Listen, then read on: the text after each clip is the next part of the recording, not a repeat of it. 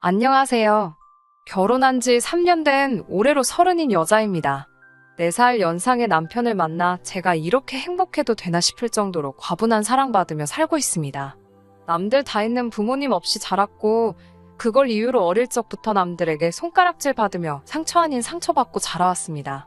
사춘기 때 많이 힘들어서 생모도 버리고 떠난 손녀딸을 키워주신 할머니 가슴에 대못도 박은 적이 있어요. 할머니는 결국 제 결혼식도 보지 못하고 돌아가셨네요. 아직도 그게 아쉬움이 많이 남습니다. 할머니 손에 자랐고 할아버지도 저 어릴 적에 돌아가셔서 집안 형편이 썩 좋은 편은 아니었어요. 엄마는 사진으로나마 봤지만 아빠는 정말 한 번도 본 적이 없습니다. 학창 시절에 공부는 곧잘 했지만 학비 문제로 제가 원하던 상위권 대학교는 나오지 못했어요. 그래도 다행스럽게 몸이 급격히 안 좋아지신 할머니를 위해 마침 집에서 가까운 대학에서 전액장학금 지원을 해줬기 때문에 그래도 대학교 졸업은 할 수 있었습니다. 할머니께서는 돌아가시면서 그래도 저 때문에 말년에 외롭지는 않으셨다고 고맙다고 하셨습니다. 결혼하는 모습은 보여드리지 못했지만 졸업식에 와주셔서 그때 찍은 사진으로 가끔씩 돌아가신 할머니를 추억하고는 합니다. 일자무식 노인네가 손녀딸 대학까지 보냈다고 엄청 자랑스러워 하시던 모습이 떠오르네요. 할머니가 돌아가신 후부터는 정말 말 그대로 저 혼자만 남게 되었어요. 학교도 졸업했고 언제까지 할머니 일은 슬픔에 살아갈 수 없어서 이리저리 알아보다가 평범한 중소기업에 취직하게 되었습니다. 그렇게 회사 생활하면서 직장과 집만 오가기를 반복하며 열심히 살고 있었습니다. 그때쯤 회사 부장님에게 자기가 어쩌다가 잘 알게 된 사람인데 참 괜찮은 사람이고 저도 오래 회사 생활하면서 봐오니 본인 생각에 우리 둘이 잘 어울릴 것 같다고 해서 소개를 받아 지금의 남편을 만나게 되었고요. 남편은 몸쓰는 기술직으로 기계 쪽에서 자는 시간 빼고는 그동안은 직장에 있는 기숙사에서 생활하면서 열심히 돈을 벌었다고 하더라고요. 시부모님이 결혼을 그 당시에도 늦게 하신 편인데 자식 복이 없으셨는지 결혼 후 몇 년이 지나서야 첫째인 아주버님을 가졌다고 들었습니다. 남편은 아주버님보다 2살 어리고요. 아무튼 남편도 원래 결혼 생각은 딱히 없었고 그냥 돈이나 모으자는 생각으로 일만 하면서 살았는데 하나둘씩 주변 친구들 장가가고 애 낳고 하는 거 보니까 그때쯤부터 혹시 이대로 나는 평생 혼자 살게 되는 게 아닐까? 하는 생각이 들었다네요. 때마침 남편의 아버님께서 노안으로 건강이 악화되시면서 언제 돌아가실지 모른다는 생각에 결혼은 당장 무리더라도 둘째도 일만 하는 게 아니고 여자 잘 만나서 차근차근 미래를 계획하고 있다는 모습을 보여주고 싶었다 해요. 저도 딱히 결혼에는 흥미가 없었는데 그래도 남편을 알고 오랜 시간을 같이 지내다 보니 이 사람이 남편감으로 참 좋은 사람인 것 같구나 하는 생각을 했습니다. 저도 처음 하는 연애였지만 남편도 역시 일만 한다고 대학교 졸업한 이후로 연애하는 건 제가 처음이라고 하더라고요. 서로 숙맥들이다 보니 남들 다 하는 거 하나둘씩 조차 따라하다 보니 재미도 있었고 저를 항상 배려해주며 정말 여왕님같이 대해주는 부분이 참 좋았어요. 돌아가신 할머니 이후로 저한테 끼니 때마다 밥은 먹었냐고 물어봐주는 사람은 남편이 유일했거든요. 남편은 연애 상대에게 평소에 무슨 말을 해야 하는지 모르는데 괜히 대화가 끊기면 안 될 것 같아 억지로 한 말이라는데 저는 그게 참 좋았습니다. 그렇게 회사를 나가지 않는 날에는 당시 연애 중이던 남편과 거의 대부분의 시간을 보냈는데 남편이 언젠가 저에게 자기 부모님을 소개시켜주고 싶다고 하더라고요. 아버님이 많이 편찮으시다는 말을 들었었고 저도 할머니에게 대인 한번 소개시켜주지 못한 게 한으로 남아있으니 결혼 이야기가 오가지 않던 상황이더라도 남편이 저를 가족들에게 소개시켜주고 싶어하는 이유가 충분히 이해가 갔어요. 뭐 어려울 게 있겠냐는 마음으로 남편을 따라 나섰습니다. 그리고 그때쯤 저도 막연히 이 사람하고는 결혼까지 할 수도 있지 않을까 하는 생각도 가지고 있었고 상대방의 부모님을 찾아뵈는 건 그 수순 중에 하나라고 생각했었으니까요. 시부모님을 처음 봤을 때 참 두 분 생김새 여기저기가 남편하고 많이 닮아있다는 생각을 받았습니다. 사진으로밖에 못 본 엄마와 한 번도 본 적 없는 아빠가 제 곁에 있었다면 저도 그 두 사람을 많이 닮았을까 하는 생각이 들기도 했네요. 시부모님이 불쑥 던지신 부모님은 뭐 하시냐는 말에 남편이 시부모님께는 제가 부모님이 안 계시다는 걸 전해받지 못하신 듯 했습니다. 어릴 적에는 부모님이 안 계신다는 게 많이 부끄러웠고 그걸로 상처를 받았지만 제 부모와도 마찬가지인 할머니가 제 가슴속에 살아 숨쉬고 계셨으니 할머니가 돌아가신 뒤로부터는 그게 절대로 저의 흠이라고 생각한 적 없습니다. 난감해하는 표정을 짓고 있던 남편을 뒤로하고 저는 두 분께 당당하게 부모님은 안 계시고 할머니 손에 자랐다고 대답해 드렸습니다. 다행스럽게도 시부모님도 그 사실이 별로 개의치 않는 듯한 눈치셨어요. 저한테 그런 줄은 몰랐다며 미안하다고 심심한 사과 한마디 하시고 다시 할머니는 뭐 하시냐 물으시더군요. 할머니는 오래전에 병원으로 돌아가셨다고 말씀드렸습니다. 자꾸 건드려선 안 될 곳을 건드리는 질문을 하시는 것 같아 두 분도 굉장히 미안해 하셨어요. 저는 별거 아니라고 마음에는 할머니가 아직 살아계시면 참 좋았겠지만 제가 학교 다니면서 병수발을 해드렸는데 그때부터도 저한테 미안하다며 일찍 가야지 하셨다고? 그래도 많이 아프지 않고 돌아가신 게 오히려 다행이었다고 자연스럽게 대화를 이어나갔습니다. 그렇게 평범한 식사 자리를 마치고 인사드리고 돌아가려는데 두 분께서 저한테 그래서 결혼은 언제쯤 할 생각이냐고 물어봤어요. 남편은 엄마한테 왜 그러냐며 우리가 알아서 한다고 퉁명스럽게 대답했고요. 예비 시부모님이 그렇게 물어보셨다고 저도 곧장 결혼을 결심한 건 아니지만 그렇게 관심 없다는 듯이 대답하는 남편의 말투에 내색은 못했지만 내심 서운한 마음이 들었습니다. 결국 나중에 가서야 오해를 풀긴 했지만 저는 그때 받은 느낌이 저랑은 결혼할 생각이 없다는 듯한 반응처럼 보였거든요. 그리고 저희 가정사 같은 개인적인 부분은 한마디 언급도 한 적 없던 것처럼 보였고요. 자초지종은 따로 있더라고요. 작년에 남편의 형, 그러니까 아주버님이 결혼을 했다고 하네요. 그런데 아주버님이 무리해서 서울에 신혼집을 구하는 바람에 시부모님이 원래 아주버님 결혼할 때 주려고 했던 지원금보다 예산을 훨씬 뛰어넘었다고 하는 겁니다. 때마침 남편이 여태껏 일해서 모아놓은 돈이 1억 5천 정도가 있었는데 그 돈까지 끌어다 쓰셨다고 하네요. 그 돈은 남편이 훗날 본인이 결혼할 때 쓰거나 결혼하지 않더라도 그 돈을 가지고 집을 사려던가 하려던 계획으로 모은 돈이라고 하네요. 다른 사람도 아니고 자기 부모님한테 빌려준 돈이니 그 돈을 갚으라고 독촉도 할 수 없는 노릇이고 그래서 자기는 부모님한테 그 돈을 받으면 그때 가서 저에게 청혼을 하려던가 하던 계획이었다고 하더라고요. 그리고 저희 부모님 이야기 같은 개인사에 대해서도 따로 이야기를 분명히 한 적이 있는데 대충 들으신 건지 기억을 잘 못하셨나 보다 하더라고요. 솔직히 저도 막막하긴 했습니다. 당시 남편 말 맞다나 그 돈은 정말 기약 없이 묶여있는 돈이라는 생각이 들었어요. 아버님이 몸 안 좋아지면서 직장도 그만두셨고 어머님이 동네에서 간단한 소일거리 하시며 돈을 벌고 있긴 하지만 그 돈을 언제 모아서 1억 5천을 만들겠어요. 그렇다고 남편 시켜서 그 돈을 받아내서 결혼하자고 우길 수도 없는 노릇이었고요. 저는 아무것도 없이 시작하는 것도 나쁘지 않다고 생각했지만 남편은 그래도 집 정도는 있는 편이 안정감이 다르지 않겠냐고 조금만 더 기다려보자는 눈치였습니다.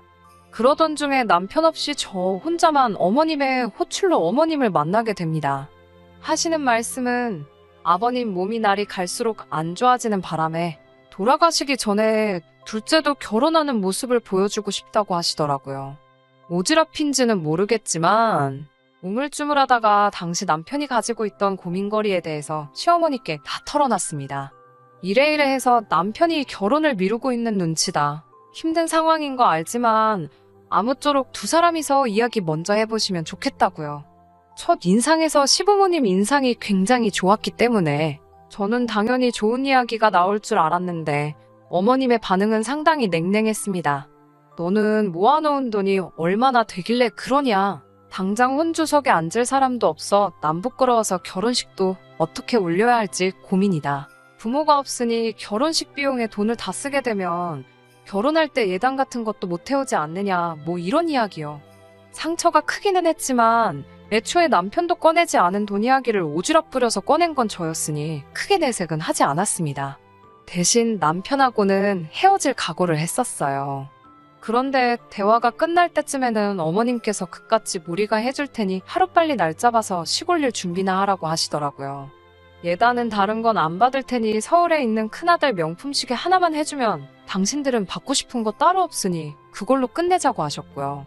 저는 이 사실을 남편에게 말했어요. 남편에게는 어머님이 저에게 무례하게 구신 부분은 따로 말하지는 않았습니다. 남편은 두 분이 벌써 돈이 생길 일이 없을 텐데 하며 의아해하면서 혹시 서울에서 살고 있는 형이 모아서 갚았나? 하는 생각을 하더라고요. 아무튼 그렇게 돼서 저희 둘의 관계는 급속도로 진전되었고 서로 결혼을 하기로 약속하고 그 뒤로부터는 데이트를 하는 동안에도 틈틈이 결혼식 관련해서 이것저것 알아보러 다녔습니다. 그리고 결혼식을 한 달 앞두고 있던 시점에 남편이 혼자서 지내던 자취방 계약이 끝이 나서 일단 제가 혼자 살고 있는 단칸방에서 같이 지내기로 했습니다. 어머님이 살 집을 구해주시기로 했으니까요. 그런데 결혼식 날이 다가오고 있는데도 어머님은 저희 신혼집 이야기를 따로 꺼내지 않았습니다. 예식날은 하루하루 다가오고 있고 집은커녕 문짝 비슷한 거 구경도 못하던 남편은 하루하루 안절부절 못하더라고요. 혹시 어머니가 아버지 돌아가시기 전에 우리 식부터 먼저 올리게 하려 거짓말을 한 게 아닐까 하면서요. 저는 남편에게 해주시기로 하셨으니 믿고 기다려보자 했지만 남편은 더 이상은 참지 못하겠는지 하루는 저를 데리고 아예 시부모님 댁으로 단판을 지으러 향했습니다. 남편은 이제 예식이 코앞인데 신혼집은 어떻게 됐냐고 다짜고짜 물어봤어요. 어머님은 물끄러미 남편을 쳐다보더니 집은 이미 되어 있지 않느냐 하고 자신있게 대답하시더라고요. 남편은 준비가 되었으면 가타부타 말을 해주셨어야지 아무 말이 없으셔서 매일같이 고민하지 않았냐고 따졌고 집도 우리 의견 하나도 안 물어보고 구하시면 어떡하냐고 따졌지요. 그런데 시어머니가 준비한 집은 정말 상상도 못한 곳에 있었습니다. 바로 여기 저희가 서 있던 시부모님 집이었어요. 이 집을 저희가 결혼하면 준다는 게 아니라 그대로 시댁으로 들어와 살라는 거였죠. 저도 저지만 남편도 얼이 빠져서 아무 말도 잊지 못하고 멍하니 서 있더라고요. 지금 이 집으로 들어와서 신혼살림을 차리라는 거냐 재차 물으니 제대로 들어놓고 못 들은 척을 하냐고 화를 내시더라고요. 이제 귀찮으니까 얼른 가보라는 식으로 말입니다. 어머님 말은 그 1억 5천을 다 죽어가는 노친네 하나랑 동네에서 근근히 일감받아다 하루 벌어 하루 먹고 사는 내가 무슨 수로 모으느냐. 다행히 이 아파트가 그 정도 돈은 하니 자기들 죽고 나면 너네 이름으로 물려주겠다 하십니다. 남편이 입에 거품을 물 정도로 큰 소리로 따지면서 그게 무슨 말도 안 되는 소리시냐고. 지금 그러니까 자기 보고 부모님을 모시고 살라는 거냐 따졌어요. 어머님은 자식이 부모 모시고 사는 게 뭐가 문제가 되냐는 듯이 따지셨습니다. 자기가 집에 있으니 집안일 하면 되고 마침 제가 할머니 아프실 때 수발 들었다는 걸 이유로 수발 잘하는 며느리도 식구로 들어오니 아픈 네 아빠 병수발 들고 그러면 나도 편하고 얼마나 좋냐고. 자기도 이제 늙고 지쳐서 몸 불편한 아버님 뒷수발하는 거 힘들어서 못 해먹겠는데 자기가 살림해주고 제가 아버님 수발 들면 되니까 모두한테 잘된 거 아니냐고. 감히 그런 말을 저를 앞에다 두고 뻔뻔하게도 하시더라고요. 가만히 있는 저까지 걸고 넘어지시니 그때는 저도 결혼이고 뭐고 화를 참을 수가 없어서 한마디 했습니다. 고아 며느리라고 너무 우습게 보시는 거 아니냐고. 저한테 큰아주버님 시계 해주신다고 1,000만 원까지 뜯어가셔놓고는 그때는 미리미리 잘도 말씀해주시더니 제일 중요한 걸 이제 와서 말해주시는 이유가 뭐냐고 따졌어요.